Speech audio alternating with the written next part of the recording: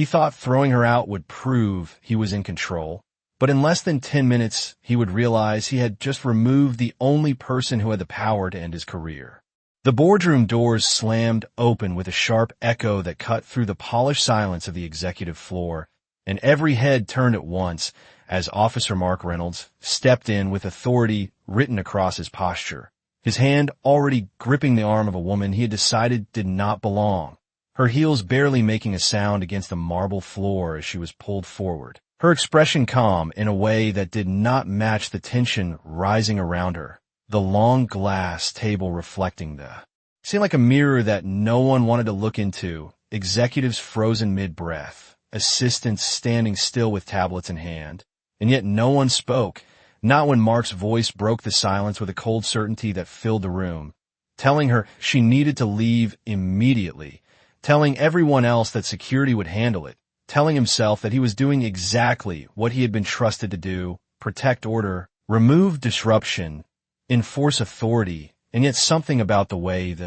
inside that silence, something had already begun to shift, something Mark could not see, because the woman he had just removed from that room was not there by accident, and the meeting he had just interrupted was not what it seemed, and the moment he thought he had taken control was the exact moment everything started slipping out of his hands. The hallway felt longer than it should have, stretching out in quiet contrast to the tension that still clung to the closed boardroom doors behind them, and Mark Reynolds released Ava Carter's arm only when they were far enough away that the eyes inside could no longer see, his posture still rigid, his authority still intact in his own mind, as he gestured firmly toward the exit with a tone that suggested finality, telling her she was not authorized to be there, and that whatever meeting she thought she was part of had clearly made a mistake. But Ava did not move right away. Instead, she adjusted the sleeve of her blazer with slow precision, as if nothing about the last few minutes had unsettled her, her calm presence creating a strange imbalance that Mark could not quite name, because he was used to resistance, to raised voices, to arguments that justified his control, but not this silence, not this steady composure that refused to validate his assumption. And for a brief moment the situation was handled, that the disruption had been removed, his voice carrying just enough for others to hear, reinforcing the narrative that he had restored order, while Ava finally took a step forward, not toward the exit, but toward him, just enough to close the distance again. And when she spoke, her voice was calm, measured, almost quiet, asking a single question that did not sound like defiance, but like clarification, asking if he was absolutely sure he wanted to proceed this way. And the question landed differently than he expected, not because of what it said, but because of how it was said, without fear, without urgency, as if the outcome had already been decided somewhere beyond his reach. And Mark responded with a short laugh that carried more confidence than comfort, telling her that he knew exactly what he was doing, that he had dealt with situations like this many times before, and that protocol was not optional. And for the first time, Ava's expression shifted, not into anger, not into frustration, but into something almost reflective, as if she were noting something important, storing it away. And then she nodded once, a small motion that seemed to close a loop he did not realize had been opened, before stepping past him without resistance, walking toward the elevators with the same composed pace she had carried into the building, leaving behind a silence that felt heavier than any argument could have created. And as the elevator doors slid open and she stepped inside, she turned her head slightly, just enough to look back at him one last time, not with resentment, not with defeat, but with a quiet certainty that did not belong to someone who had just been removed from power.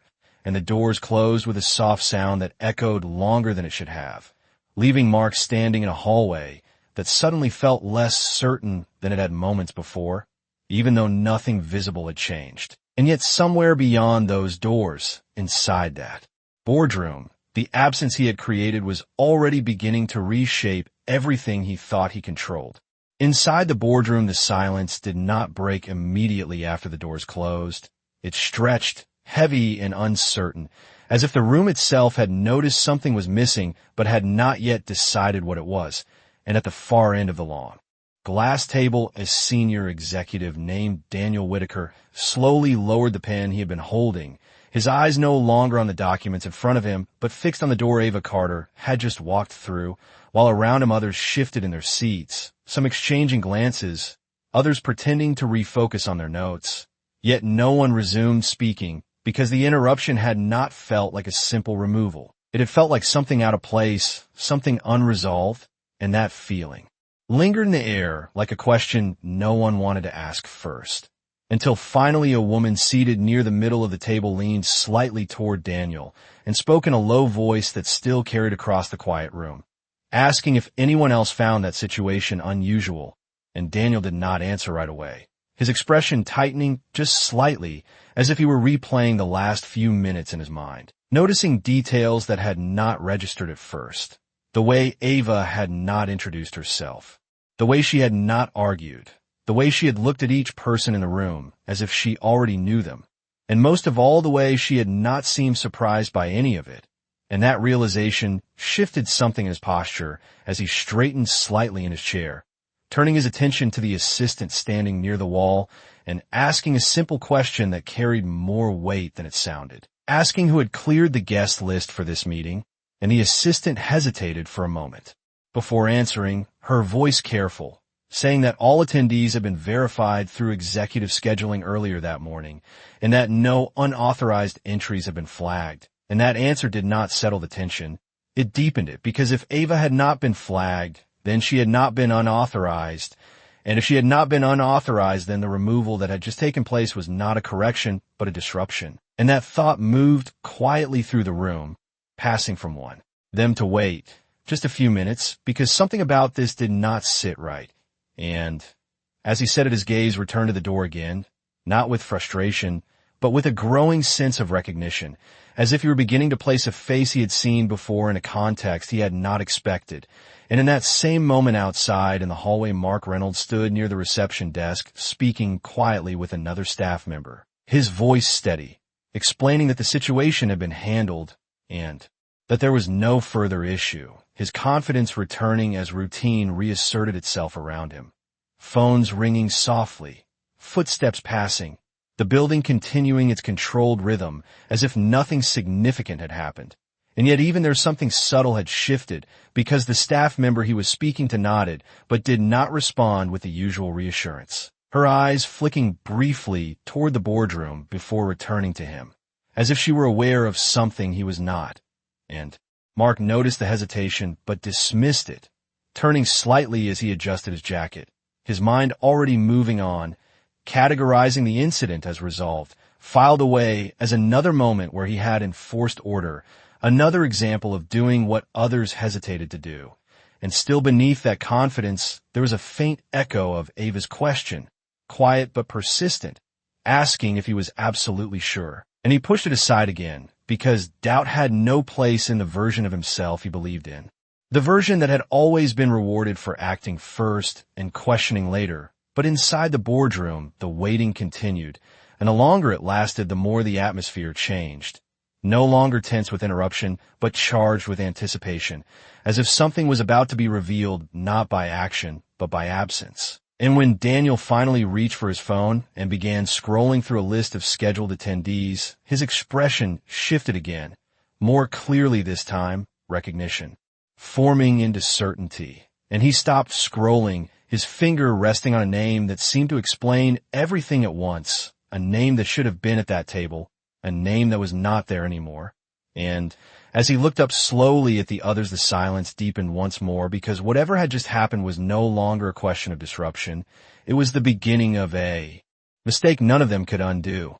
Daniel Whitaker did not speak immediately after looking up from his phone, but the change in his expression was enough to pull every eye in the room toward him. And when he finally placed the device face down on the table, the soft sound seemed louder than it should have been. As if it marked the moment the uncertainty turned into something far more serious.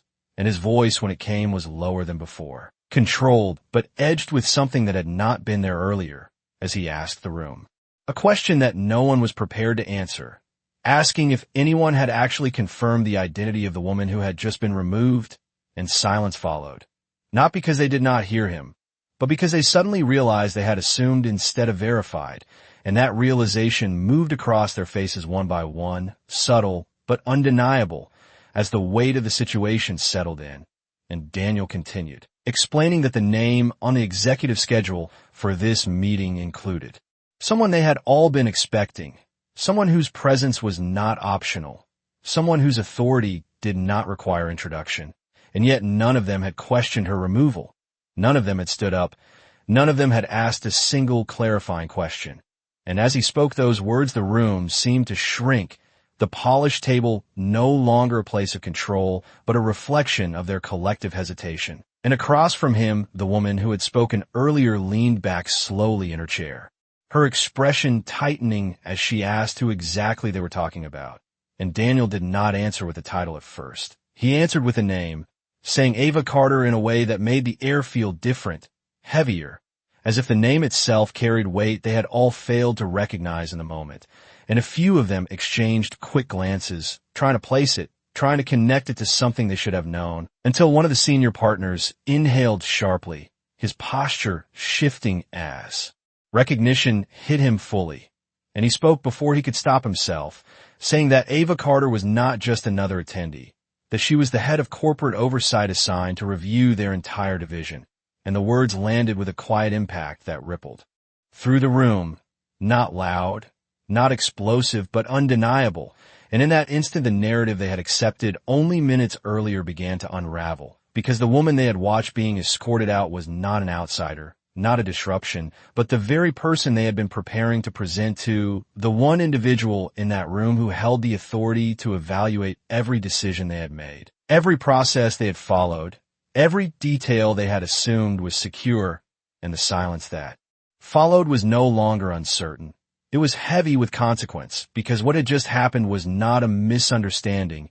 It was a failure at the highest level, a moment where perception had overridden protocol, where assumption had replaced verification, and outside in the hallway Mark Reynolds remained unaware of the shift unfolding behind those closed doors. His stance relaxed now as he spoke briefly into his radio, confirming that there were no further issues on the executive floor. His tone, even professional, the same tone that had carried him through countless situations where decisiveness had been rewarded. And yet even as he spoke, there was a slight delay in the response he received, a pause that lasted just long enough to register before the reply came through. And he frowned slightly, not enough to question it fully, but enough to notice that something felt off. And at the same time inside the boardroom, Daniel pushed his chair back and stood, the movement decisive now, the uncertainty gone, replaced by a clear understanding of what needed to happen next. And he instructed the assistant to locate Ava immediately, his voice firm, no longer tentative, because the meeting they had planned could not proceed without her. And more importantly, the mistake that had just occurred could not be left unaddressed. And as the assistant moved quickly toward the door, the rest of the room remained seated, not out of comfort, but out of the growing realization that the power dynamic they believed they understood had already begun to shift, and somewhere in that building Ava Carter was no longer just a woman who had been removed from a room. She was the person who would decide what that removal meant for everyone involved. The elevator doors closed with a quiet finality that seemed to seal the moment behind her, and Ava Carter stood alone in the reflective space. Her posture relaxed, but her mind precise, already moving through the sequence of events that had just unfolded, not with emotion, but with clarity, as if each action had confirmed something she had been expecting all along. And as the elevator began its descent, the soft hum of the cables filled the silence, a steady sound that matched the calm rhythm of her breathing, while her gaze remained fixed forward, not on her reflection, but on something beyond it, something already set in motion long before she had stepped into that boardroom. Because what had just happened was not an interruption to her purpose. It was part of it. And as the numbers above the door shifted slowly downward, she reached in her bag and removed a slim folder, its edges crisp, its contents organized with the kind of precision that did not allow for mistakes. And when she opened it, her eyes moved quickly across the pages, not reading for the first time, but confirming, aligning what she had just witnessed with what had already been documented. Patterns of behavior, reports of overreach, moments where authority had been used without question and without accountability. And among those, record and name appeared more than once, Mark Reynolds, his actions noted in different contexts, each one seemingly justified in isolation, each one approved or ignored by those who had chosen not to look deeper, until now. And Ava closed the folder gently, not with satisfaction, but with certainty, because the final piece she needed had just been placed in a position by his own hand. And when the elevator reached the lower level and the doors opened, she stepped out into a quieter part of the building, where the pace was slower and the noise of executive decisions faded into the background. And she walked with the same composed stride toward a private office that had been prepared in advance, her access granted without question as the door unlocked at her approach. And inside the space was minimal, clean, a single desk, a chair, and a secure terminal already active, waiting as if it had been anticipating her arrival at this exact moment. And she placed the folder on the desk before taking a seat, her movements deliberate, unhurried as she entered her credentials and brought up a series of internal files that connected departments, decisions, and individuals into a structure that most people never saw. And as she navigated through the system, the pieces aligned with a quiet precision, timelines matching, reports confirming, and at the center of it all, the incident from minutes earlier now sat not as an isolated event, but as a clear demonstration of a pattern that could no longer be overlooked, and she began documenting it, not in broad statements or emotional language, but in exact detail. The time, the location, the words used, the actions taken, each element recorded, with the same level of care as everything that had come before. Because in her world, conclusions were not drawn from assumptions, they were built from evidence. And while she worked, the building above her continued to shift, messages being sent, questions being asked, and somewhere on the executive floor, Mark Reynolds began to notice that the rhythm around him had changed. Small things at first, a call that was not returned immediately, a glance that lingered a moment longer than usual, a conversation that stopped when he approached. And though he could not yet define it, he felt it. A subtle shift in how he was being seen, as if the certainty he carried was no longer shared by the space around him. And he adjusted his stance slightly, straightening his shoulders as if to reinforce the authority he believed was still firmly in place. Unaware that at that very moment, in a quiet office below him, Ava Carter finished entering the final line of her report, her fingers pausing briefly over the keyboard before pressing a single key that submitted the document into a system designed to move without hesitation once activated. And as the confirmation appeared on the screen, she closed the file, her expression unchanged because the moment of action had already passed, and what came next was not something she needed to initiate. It was something the system itself would now carry forward. And somewhere above her, the consequences had already begun to move. The change did not arrive like a storm. It arrived like silence, subtle and spreading, as if the building itself had begun to notice something had shifted beneath its surface. And on the executive floor, Mark Reynolds stood near the reception desk, his posture still firm, his expression controlled, but the usual rhythm around him no longer responded the same way. Conversations lowered when he approached. Eye contact broke too quickly, and even the routine acknowledgments he was used to receiving seemed delayed or absent. Small details that on their own meant nothing, but together formed a pattern he could not ignore. And as he reached for his radio again, the voice on the other end responded with a tone that was more formal than before, less familiar, confirming his last update without the casual reassurance that had always followed. And Mark lowered the device slowly, his jaw tightening just slightly as he scanned the hallway, trying to locate the source of the shift, trying to reassert the control he believed had not changed. And at the same time, inside the boardroom, the atmosphere had transformed completely, no longer uncertain, but focused, urgent in a quiet and controlled way, as Daniel Whitaker stood at the head of the table reviewing the updated information on his screen. The name Ava Carter no longer just a recognition, but a confirmed authority that none of them could afford to overlook. And the assistant returned with a report that Ava had not left the building, that she had accessed a secured office on a lower level. And that detail alone was enough to confirm what they already feared. She was not an outsider. She was operating exactly where she was meant to be. And Daniel gave a short nod, his decision immediate. instructing that no further actions be taken without his approval, his tone leaving no room for interpretation, because the situation had moved beyond routine protocol and into something far more serious. And as he spoke those words, the weight of responsibility settled over the room, not as panic, but as realization, the kind that arrives too late to prevent what has already happened. And outside, Mark began to notice the first direct sign that something was wrong, a call coming through on his device marked with an internal code he did not usually receive. And when he answered, the voice on the other end identified itself not as security, not as operations, but as internal review, the tone precise, controlled, asking him to confirm his location and remain where he was until further notice. And for the first time since the incident, his certainty faltered, not outwardly, not in a way anyone could immediately see, but internally, a small fracture forming in the foundation of his confidence, because internal review was not something that followed routine actions. It was something that followed questions, and questions meant scrutiny, and scrutiny meant that the version of events he had already decided was correct might not be the version others were seeing. And he responded professionally, confirming his position, maintaining the tone he had always used, but as the call ended, the hallway around him felt different, no longer a space he controlled, but a space that was beginning to observe him.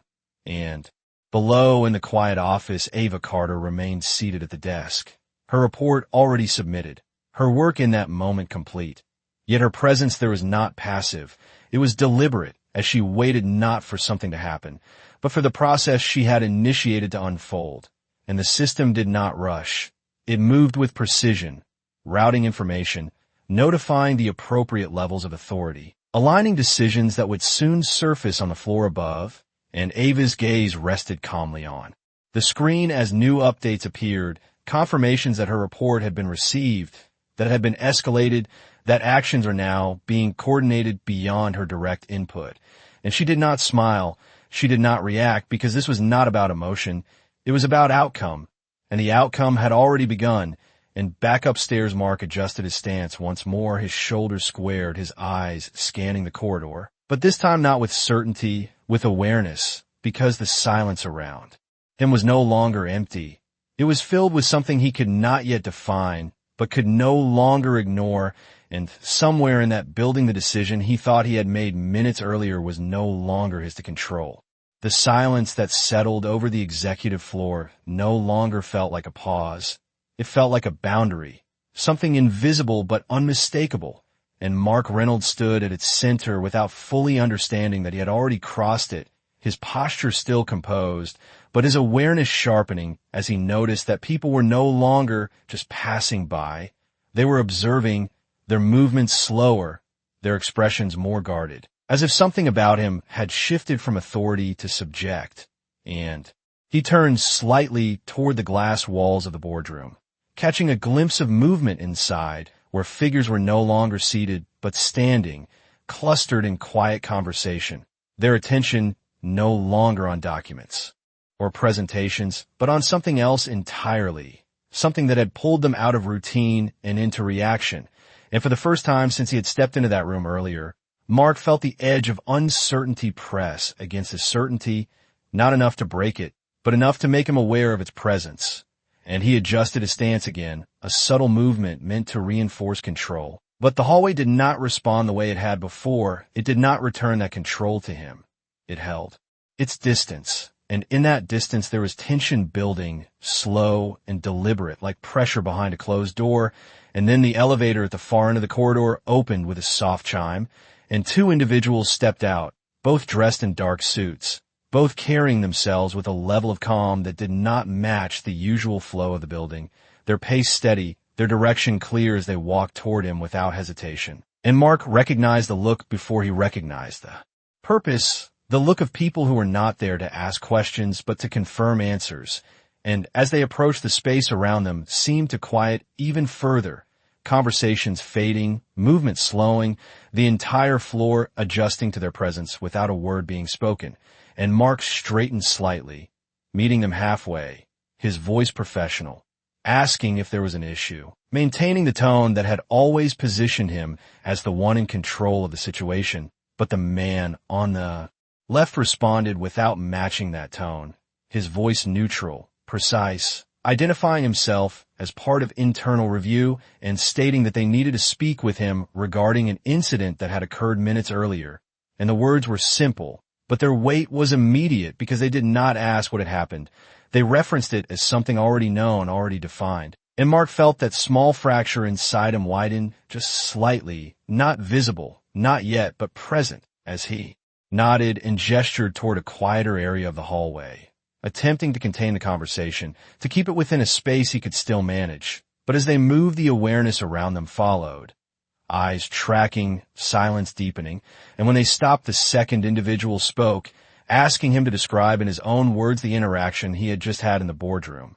And Mark responded as he always did, clearly, confidently, outlining his perception of the situation, explaining that he had identified an unauthorized individual and had acted to remove a potential disruption. His words structured, controlled, built on the logic that had always supported his actions. And for a moment it felt familiar again, like a process he understood. But then the first man asked a single question that shifted everything, asking what verification he had completed before. Determining that the individual was unauthorized, and the question did not come with accusation. It came with expectation, and that made it harder to deflect, because it required a specific answer, not a general justification. And Mark paused, just briefly, his mind moving through the sequence, searching for a step that would satisfy the question. But what he found instead was absence, a decision made without confirmation, an action taken without verification. And he began to respond, his tone, still steady but now carrying a slight edge, explaining that the situation had required immediate action, that hesitation could have compromised security. And as he spoke, the second individual nodded slightly, not in agreement, but in acknowledgement, and then asked another question, quieter this time, asking if he was aware of who Ava Carter was, and the name landed differently now than it had earlier. No longer just a reference, but a point of recognition he could not avoid, and for the first time Mark did not answer immediately, because the certainty he had relied on was no longer enough to carry him forward. And in that brief silence the shift became complete, because the man who had walked into the boardroom, believing he controlled the situation, was now standing in a hallway, realizing that the situation had been controlling him all along. The question did not need to be repeated because it lingered in the space between them, heavy and unavoidable, and Mark Reynolds felt the shift settle fully into place as the name Ava Carter no longer sat at the edge of his awareness, but moved directly into focus. And in that moment, he understood that the situation he had dismissed as routine was now being examined as something far more significant. And yet he held his posture, his shoulders squared, his voice measured as he finally responded, saying that he was aware she had been present in the boardroom. But his answer did not extend beyond that, because anything more would have required an admission he was not ready to make. And the man from internal review watched him carefully, not with hostility, but with a level of attention that suggested every word mattered. And after a brief pause, he spoke again, clarifying in a calm and even tone that Ava Carter was the head of corporate oversight assigned to conduct a full evaluation of executive operations within the building, and the statement was not delivered as new information. It was delivered as confirmation. And as those words settled, Mark felt the last remaining edge of his certainty begin to dissolve, because the role described did not align with the way he had treated her. It did not fit the narrative he had constructed in those first moments. And for the first time, he could see the gap between assumption and reality, a gap that had been invisible to him before. And he inhaled slowly, preparing to respond, to reframe, to explain. But before he could, the second reviewer continued, stating that the interaction in the boardroom had already been documented and submitted into the internal system, and that the review process was now active, moving forward regardless of interpretation, and that detail carried a finality that no argument could redirect, because it meant that the outcome was no longer dependent on his explanation. It was being determined by evidence that already existed. And Mark's gaze shifted briefly toward the boardroom, where through the glass he could see Daniel Whitaker, now standing near the head of the table, speaking with controlled urgency to the others, their focus no longer on business matters, but on the consequences of what had just occurred. And when Mark looked back at the two individuals in front of him, his expression remained composed, but the tension beneath it had changed, no longer defensive but aware. As he asked what the next step would be, his voice steady but quieter than before, and the first reviewer answered without delay, explaining that he was to remain on site, that his access privileges were under temporary review, and that he would be required to provide a full written account of the incident within a specified time frame. And while the words were procedural, their meaning was clear. The authority he had relied on was no longer unquestioned. It was now under examination. And that examination had already begun without him. And as the conversation ended, the two reviewers stepped back slightly, not dismissing him, but repositioning themselves as observers rather than participants, their presence still firm, their attention still fixed. And Mark remained where he was, the hallway stretching out around him in a way that felt unfamiliar now, not because it had changed, but because his place within it had shifted, and across the floor the quiet tension continued to build, people moving carefully, voices lowered, the atmosphere shaped not by action, but by anticipation, and below them in the secured office Ava Carter reviewed the incoming confirmations on her screen, each update aligning with the process she had set in motion, her expression unchanged as she monitored the progression, not with urgency, but with patience, because she understood that the most powerful outcomes did not arrive through force. They arrived through systems that revealed truth without needing to raise their voice. And as she closed the final window on her screen and leaned back slightly in her chair, the building above her continued to adjust, the weight of her absence now fully understood, the impact of her presence no longer in question. And for Mark Reynolds, the realization settled quietly but firmly that the moment he had believed he was removing a problem was the exact moment he had placed himself inside one, and there was no longer a way to step back outside of it. For a moment, it almost felt like everything might return to normal, as if the tension could dissolve back into routine and the weight pressing down on the executive floor would simply fade into another forgotten incident. And Mark Reynolds stood where he had been instructed, his posture steady again, his breathing controlled, convincing himself that the process unfolding around him was procedural, manageable, something that could still be explained and resolved once the right people heard his side, because that had always been how it worked. Actions taken in the moment, justified afterward, reinforced by the system that had consistently supported him. And as he reached for that familiar belief, the hallway seemed to respond slightly, movement resuming at a cautious pace, voices returning in low tones, the appearance of normalcy beginning to rebuild itself piece by piece. And inside the boardroom, Daniel Whitaker instructed the others to take their seats again, his tone calm but firm, guiding the room back into structure, because decisions still needed to be made, and the meeting could not remain suspended indefinitely. And one by one the executives sat, adjusting papers, opening devices, attempting to reconnect with the agenda that had been interrupted, and for a brief stretch of time it appeared as though they might succeed, as though the disruption had been contained and the consequences could be addressed later, outside the immediate moment. And Daniel began speaking again, outlining the purpose of the meeting, referencing key points, re-establishing the flow that had been broken, and the room followed, nodding, taking notes, responding in measured tones, rebuilding the illusion of control. But beneath that surface, something remained unresolved, something that did not align with the rhythm they were trying to restore, because the absence at the table was not just physical. It was structural, and every sentence spoken without Ava Carter present carried that weight, even if no one acknowledged it directly. And then it happened, not with noise, not with urgency, but with a simple interruption that cut through the room more effectively than anything before. As the assistant stepped forward once again, her voice steady but unmistakably firm, informing Daniel that an update had just been received from internal systems and that the meeting could not proceed as scheduled. And the words were quiet, but their impact was immediate, because they did not come from opinion or hesitation. They came from authority embedded within the system itself. And Daniel paused, his gaze shifting to the assistant as he asked what the update specified, and she answered without embellishment, stating that the oversight review had officially been activated and that all executive decisions were now subject to immediate evaluation pending further instruction. And the room fell silent again, but this time the silence was different. It was not uncertain.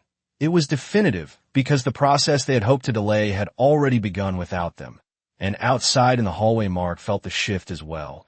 Not through words, but through the sudden change in movement.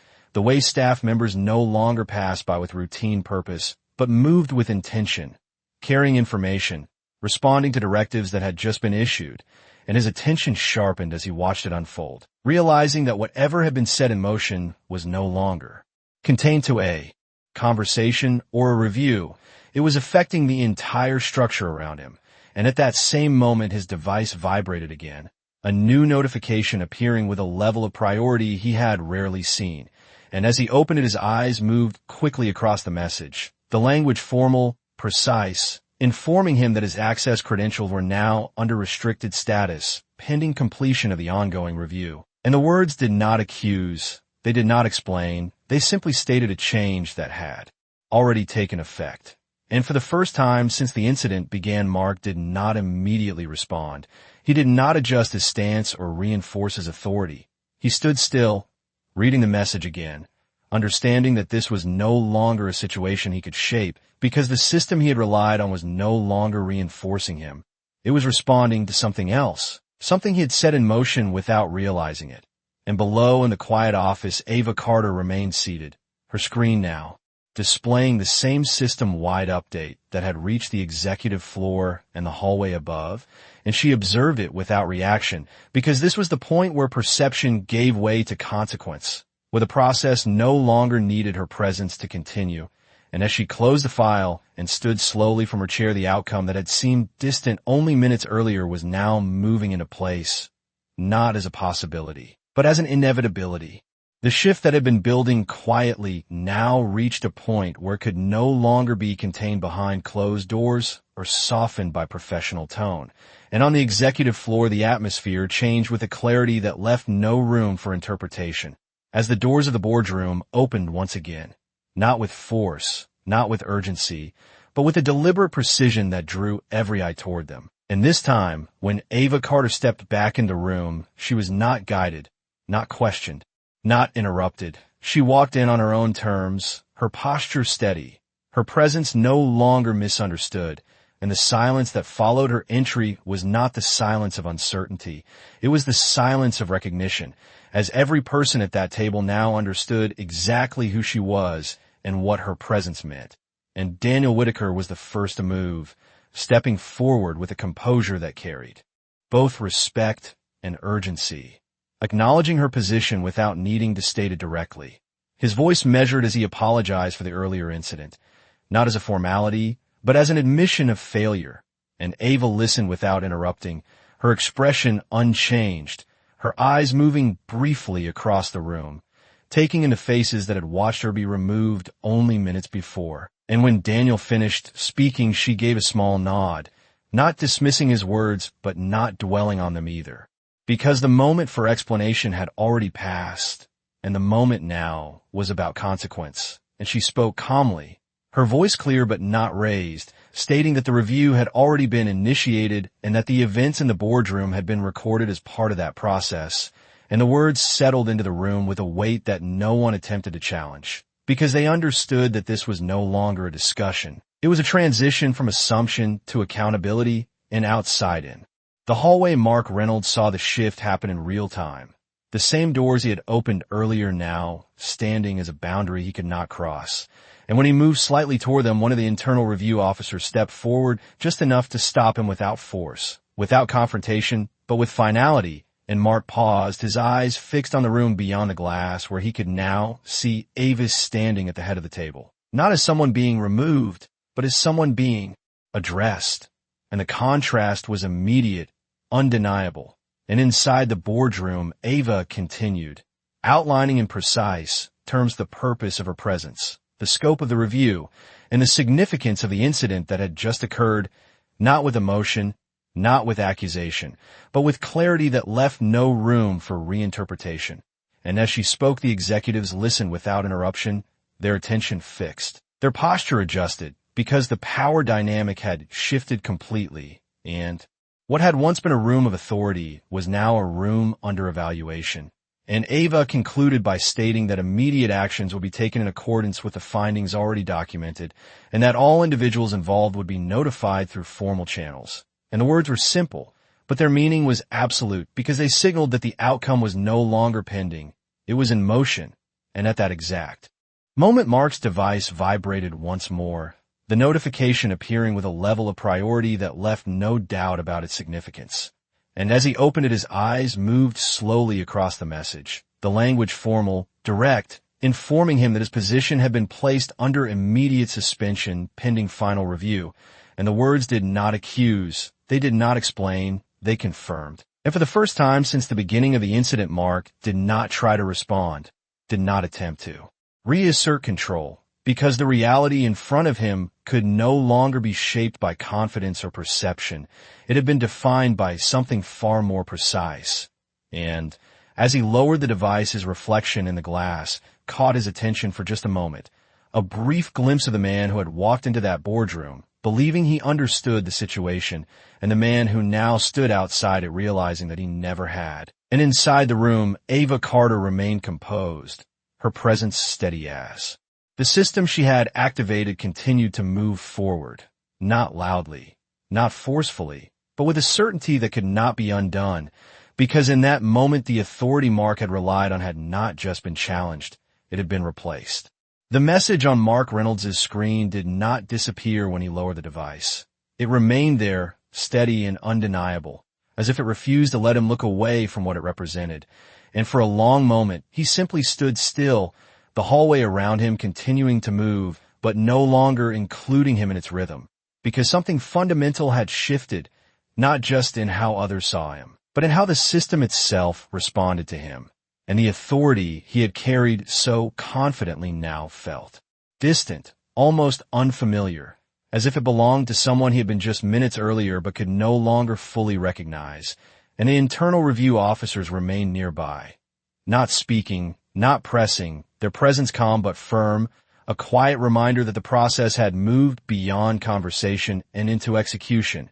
And across the glass walls of the boardroom, Ava Carter continued to stand at the head of the table, her posture composed, her voice steady as she outlined the next steps with a clarity that left no ambiguity, explaining that all findings would be formally documented and that decisions would be issued through official channels.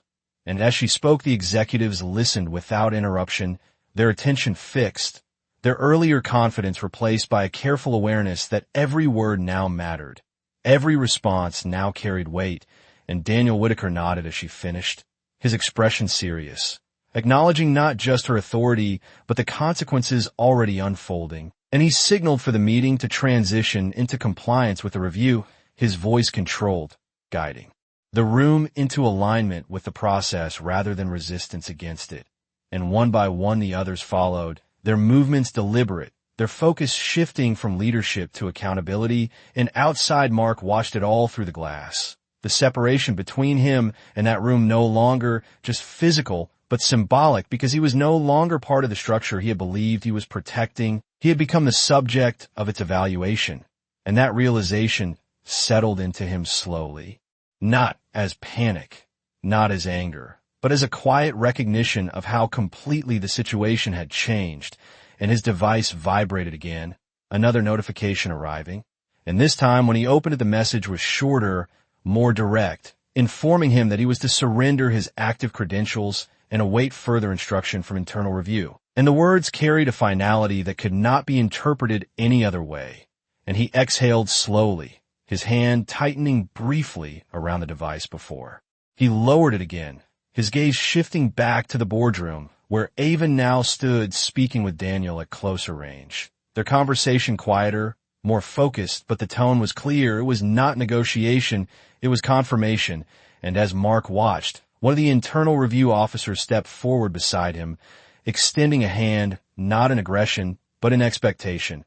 And for a moment Mark hesitated, not because he did not understand what was being asked, but because that small action represented the final step away from the authority he had carried. And then, without resistance, he reached up and removed his access badge. The motion slow, deliberate, as if marking the end of something he had assumed would continue indefinitely, and he placed it into the officer's hand. The exchange silent, but heavy with meaning, and as the officer secured it, the hallway seemed to shift once more. The last visible symbol of Mark's position now gone, and in its place stood a man no longer defined by the role he had relied on, but by the actions that had just been evaluated. And inside the boardroom, Ava Carter finished her conversation and stepped back slightly, her gaze moving once more across the room, not with judgment, not with satisfaction, but with a calm acknowledgement that the process was now complete in its initiation, and what remained would unfold according to the system she had set in motion. And as she turned toward the door, the room remained silent. Not out of fear, but out of understanding, because they had witnessed the shift in real time, the moment when perceived authority gave way to actual accountability, and outside Mark stood quietly, no longer attempting to control the situation, because for the first time he understood that control had never truly been his to begin with. The moment Ava Carter stepped out of the boardroom, the silence followed her, not because people were unsure anymore, but because everything that needed to be understood had already been made clear.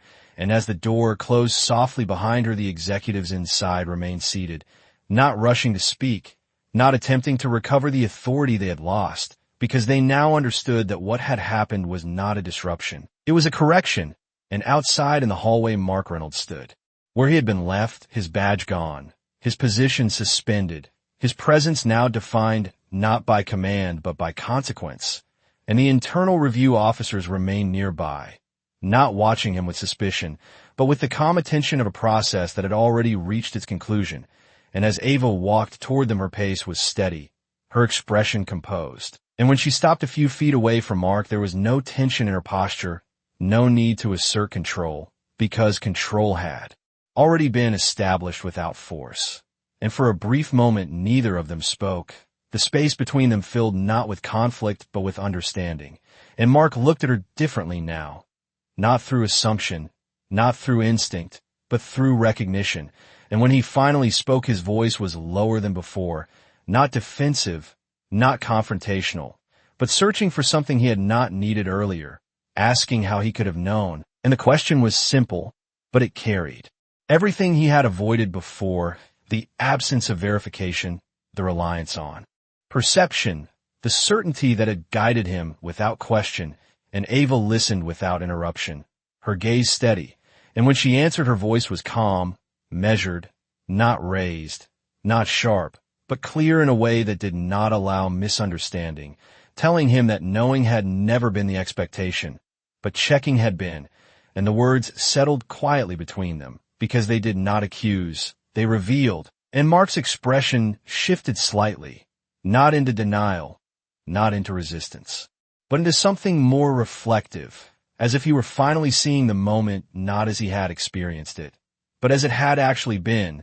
And around them the hallway remained still, the building continuing its function, but with a different awareness, a recognition that something important had just unfolded. And Ava continued, not to extend the moment, but to complete it, explaining that authority without accountability was not protection. It was risk, and that the system he believed he was enforcing had only worked because people were willing to question before they acted. And when that step was removed, the outcome was no longer controlled. It was inevitable. And Mark listened without interruption, his posture no longer rigid, his shoulders no longer squared in defense, but slightly lowered, not in defeat, but in understanding, because the certainty he had relied on had been replaced by clarity. And that clarity did not come from being corrected. It came from being seen. And for a moment longer they stood there, not as opposing sides, but as 2 points in a process that had reached its conclusion. And then Ava gave a small nod, not dismissing him, not prolonging the interaction, but acknowledging that there was nothing more to add. And she turned and began walking down the hallway, her steps measured, her presence unchanged, because the outcome had never been about confrontation. It had been about alignment. And as she moved away, the internal review officers remained in place, The process continuing around Mark without urgency, without noise, because everything that needed to happen was already in motion, and he stood there quietly, not trying to step back into a role that was no longer his, but standing within the moment that had replaced it, understanding now that the line he had crossed had never been about a person or room. It had been about the difference between assumption and truth. And as the hallway slowly returned to its rhythm, the echo of Ava's words remained. Not loud, not forceful, but lasting, because they did not just describe what had happened, they defined why it had mattered. The building did not return to what it had been before. Not that day. Not after what had unfolded within its walls, because some moments do not pass. They redefine everything that comes after them.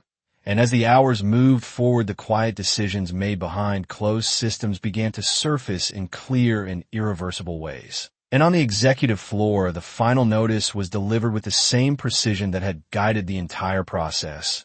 Not loudly, not publicly, but with a clarity that left no room for interpretation, informing Mark Reynolds that his suspension had been converted into termination effective immediately.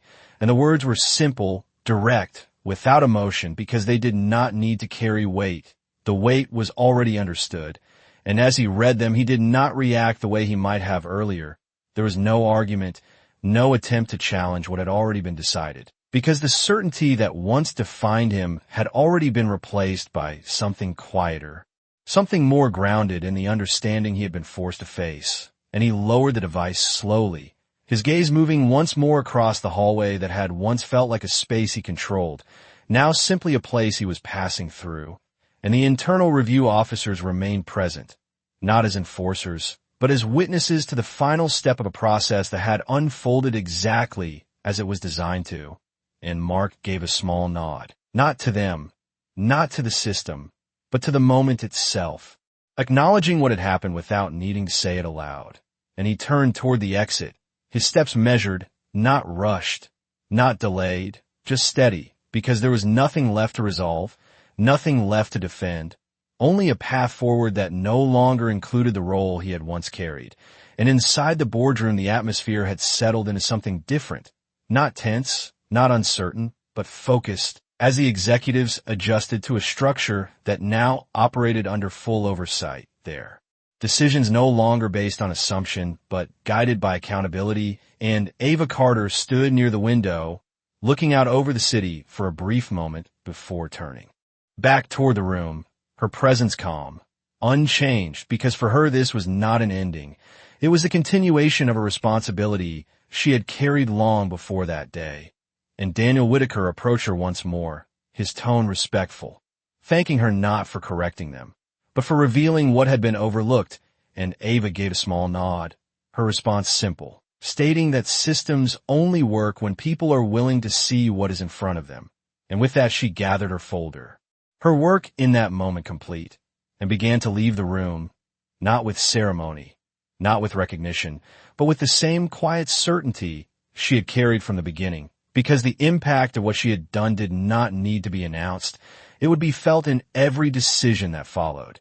And as she stepped into the hallway, the space no longer reacted to her presence with uncertainty. It aligned with it. The movement around her steady, respectful, aware, and somewhere beyond the building. Mark Reynolds walked out into the open air, the doors closing behind him with a soft final sound that marked the end of one chapter and the beginning of another. And he paused for just a moment, looking back at the structure he had once believed he understood, before turning away, because the lesson he carried with him was not written in policy or procedure. It was something far more lasting. And inside the building, Ava Carter continued forward, her steps steady, her purpose unchanged, because justice did not arrive with noise or force. It arrived with clarity. And on that day, clarity had found its voice, not in power, but in truth, because he thought he was the one enforcing the rules. But in the end, he learned that the rules had been measuring him all along.